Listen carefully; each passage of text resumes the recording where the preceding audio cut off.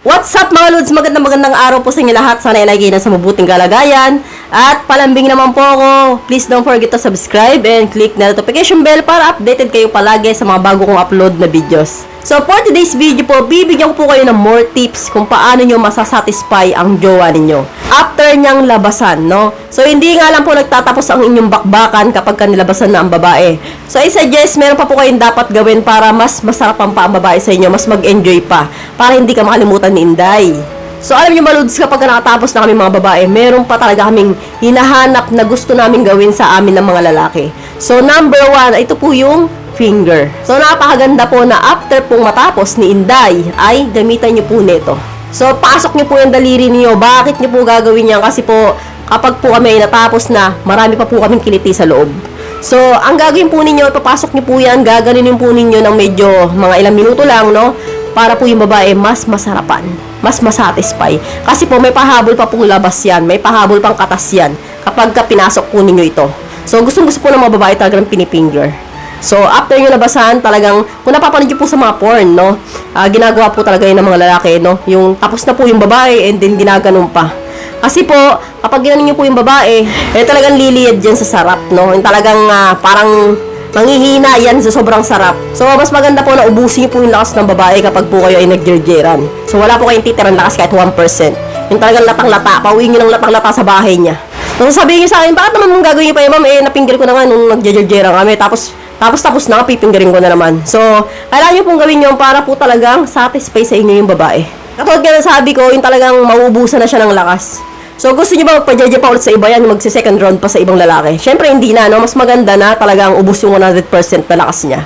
So, proceed na po tayo sa tips number 2. Kainin mo ulit, no? So, eto na naman. Baka sasabihin nyo, magreklamo na naman kayo sa akin. Ma'am, bakit na nga? Kinain na nga namin, nalabasan na nga eh. Kakainin ulit pagkatapos. So, wag na kayo magreklamo, napakaganda po talagang gawin niyo po yan. Kapag po ang babae ay natapos na, nilabasan na, mas magandang kainin niyo ulit. So, bakit niyo po gagawin yan, no? Kapag kinain niyo po kasi ang babae, pagtapos labasan, talagang liyad na liyad yan. Makikita mo siguro 3 dang ka lang angat sa kama niyan kapag kinain mo yan kapag katapos niya labasan.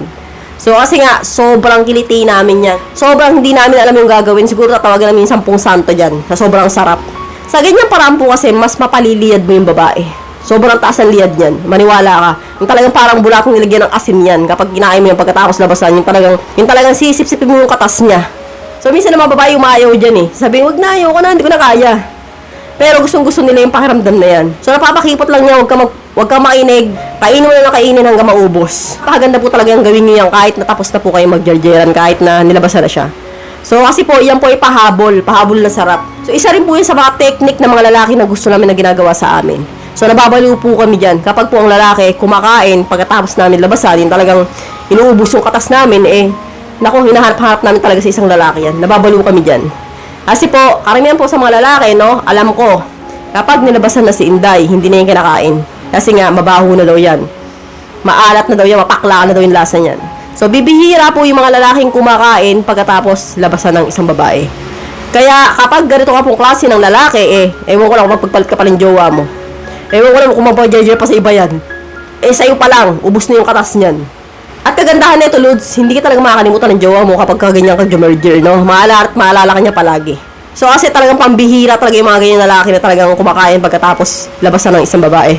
No, ako, nangyayari rin sa akin yan, talagang sumusuko ako eh. Sabi ko, I quit. So, sabi ng partner ko, hindi pwede. Sige lang yung partner ko, ang tigas ng ulo. Kumakain pa rin. Pagkatapos namin, yung talagang latang-lata na ako, antok na ako, wala na akong lakas. Pero alam niyo, masaya ako kasi satisfied talaga ako. Yung talagang parang paramdam ko, wala na akong hahanapin pa. So, siya pa lang, kontento na ako.